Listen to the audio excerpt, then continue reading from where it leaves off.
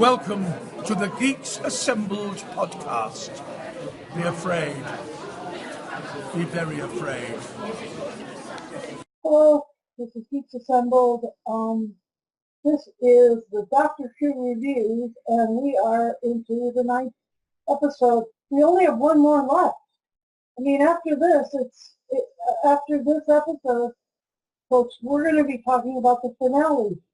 And then there's only the New Year's special, and then we are on hiatus again.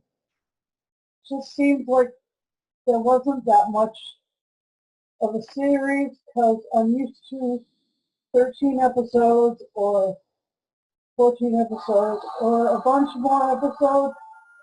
Anyway, that's my opinion on that.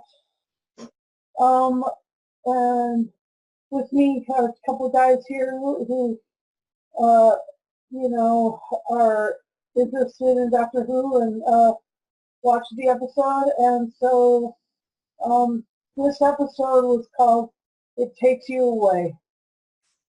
So take it away, Stephen. What do you think of this episode? Yeah, I quite enjoyed this episode.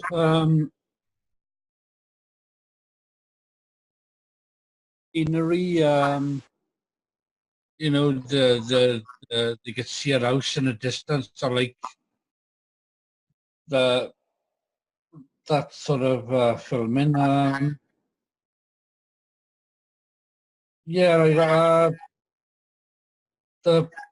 part for me, I enjoyed it when they were going into the caves, and then they come across this creature. That's my opening thoughts, anyway. Yeah, I thought you might like that.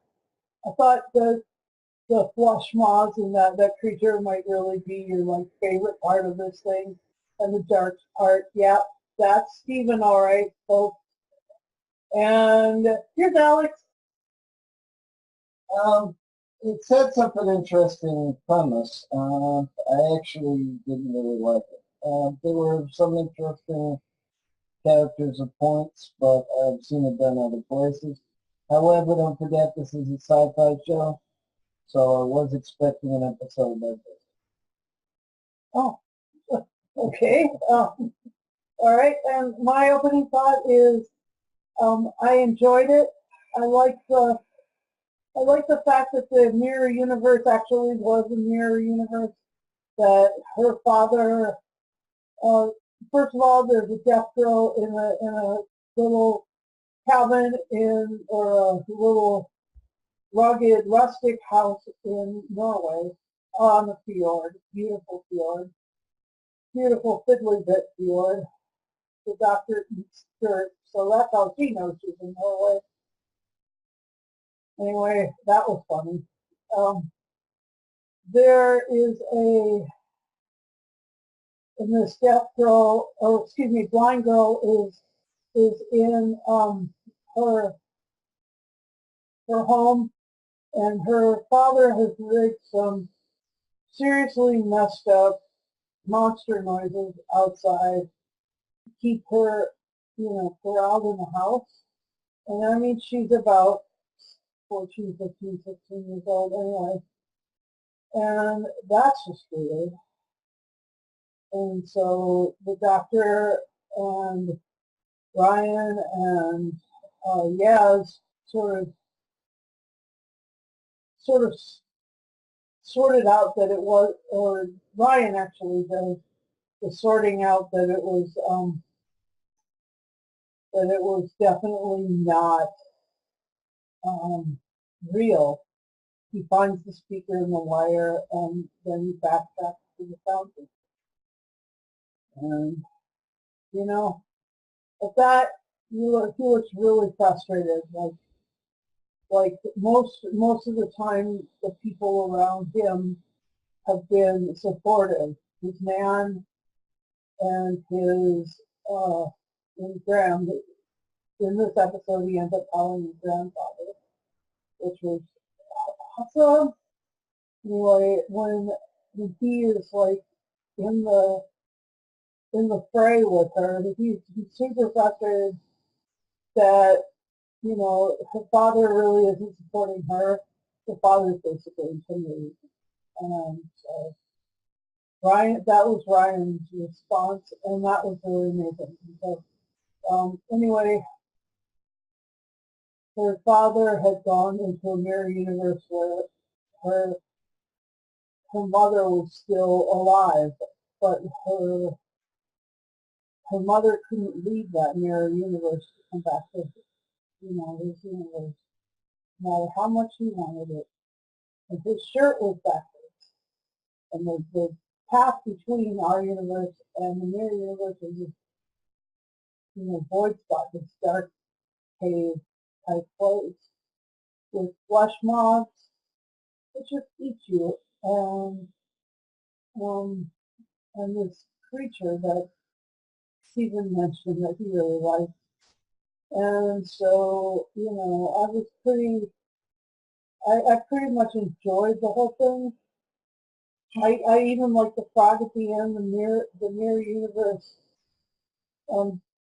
turns out to be an alien that was talked about in Time Lord nursery rhymes. And so this nursery rhyme frog alien universe, you know, kind of got smaller and froggier into the point, and the doctor really loved it, but the doctor had to do some other things, so otherwise she was sick. Anyway, it was pretty interesting all through. I thought a lot of the little moments were amazing, but it was super complicated. I mean, there was the little moments were rich, but I mean the story was super complicated in that there was the family of the blind girl involved. But the mirror was in their house, so I guess that's where it says. Anyway, that's pretty much my opening thought. If you know, if you didn't really like it, because Alex, you said you didn't really, you can criticize it now. But what's yeah, I'll let you criticize it now, and then we'll go to Stephen for favorite thoughts or criticisms if he has. All right. Well, I mean, it's not a nasty criticism.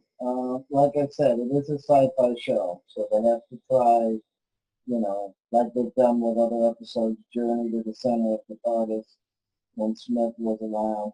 They have to have at least one episode that is very quizzical. It's okay. I thought it started out well for the first 2 minutes, and then I'm not quite sure where it was going, and then I felt that it didn't explain enough, but again, it's not, you know, it's not to be negative, but I think I've seen it done better in other places, in other Twilight Zone and other, because it's question too, is it a pocket universe? Is it a mini micro universe? Is it a dimension? Is it partially the alien's thoughts combined with the father's thoughts, combined with his dead wife's thoughts that he's still living with? And then the problem is that sort of sits at the scenario where you could either underanalyze it or overanalyze it. And I just thought it could have been done better. But as I said, after all the other seasons, I can see that they're trying to keep it very question-based and scenario-based, and that's fine, because there was criticism. But as I said, it depends on what it is, and it's not too negative. The actors do a good job. I just thought they could have done a better job. I did like the guy with the stomachs. I did even though he was a little bit like Sharkeye from the Two Doctors. But that's the other issue. After a show's been on for 55 years, how different can you make it and still have fans? That being said, I think they're trying to have new fans. And so I think on purpose they're trying to change it from all the scenarios of Matt Smith or David Tennant or Peter Capaldi. So I think that's part of the backlash a little bit, even though it's overdone on Facebook. It's not a bad episode, but I can think of other ones that I'd rather watch from this season. There's 2 more episodes, including a New Year's Eve special, the New Year's Eve, the New Year's Day special, and then we'll see if it comes back in 2019 or 2021. They have renewed it for another season, so we'll see if Jodie Whittaker stays for 2 or 3 years, which is the norm, and also if they're going to keep all the companions, which it is very hard to write for 3 companions. They've done it in the past with the 5th and the 1st and the 4th Doctor, but other seasons they didn't have 3 or 4 companions at once. Yeah, I just would have written it better. I know a lot of people that I used to be in the Facebook groups that are very critical of this episode, so I think that's a little unhealthy. Besides, it's just a TV show. And it's easy to criticize, too, because we're not producing it. So you can criticize whatever, that's fine. But we're also not producing, filming it, or making it. So it's going to be different than Capaldi, and that's the way it's always been anyhow. And according to the Facebook, the Daleks are supposed to come back. And as long as they're not constantly back, I've already seen a lot of Dalek stories, including audiobooks and including regular books, Kindle books, comic books, and all that. So if people really don't like the televised show anymore, you can go to the audio or the comic, the regular books, or read it on Kindle. You tell them. But since it's been around for 55 years, I still like it. They have to change the show a little bit. We'll see what they do with the New Year's Eve special after another episode, and we'll see what happens in season 12.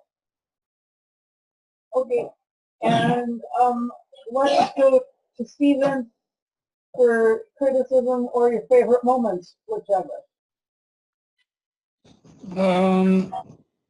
Right, favorite moments. Trying to think now. When she got them all back, through the mirror. The only complaint I got of the episode: please stop showing Graham's wife. They've shown it already. When he was in his house, but we keep bringing her. She was back in it. I hope they don't put it, keep doing that every episode,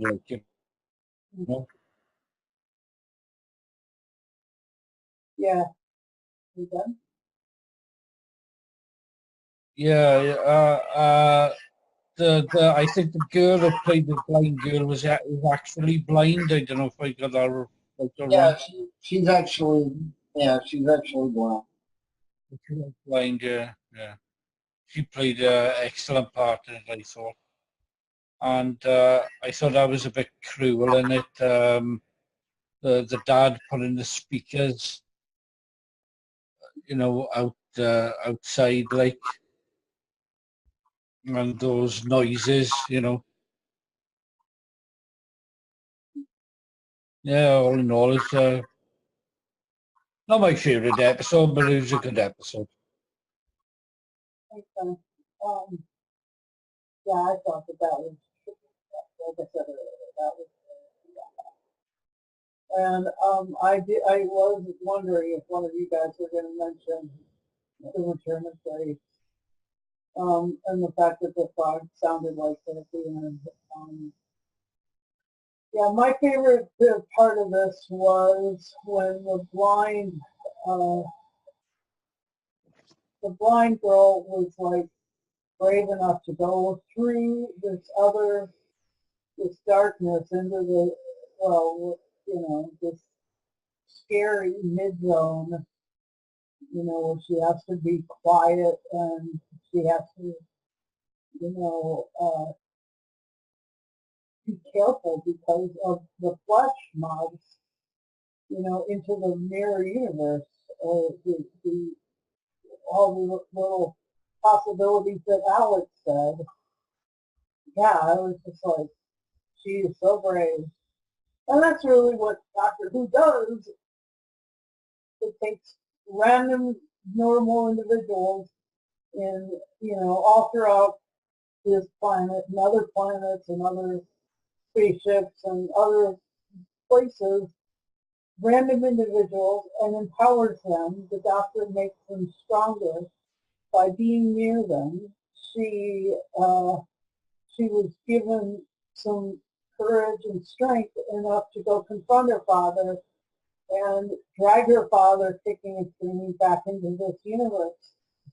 I mean, like, for a 14-year-old, that's burly. And for a woman of different abilities, that's like also burly. And for just a normal human being, that's really burly. So in my opinion, that being my favorite moment is also the defining moment of Doctor Who, usually. And so I'm gonna hold this up as a decent episode. Confusing, convoluted, but a decent episode because of that. The basic tenet of Doctor Who is that. I mean, Nissa was just a normal girl. Yeah, she was a sort of a queenish lady, princess, and she became an amazing biochemist and a really cool lady. And there were all of the other ones. I mean, all the way to Rose, just a normal child who is suddenly, in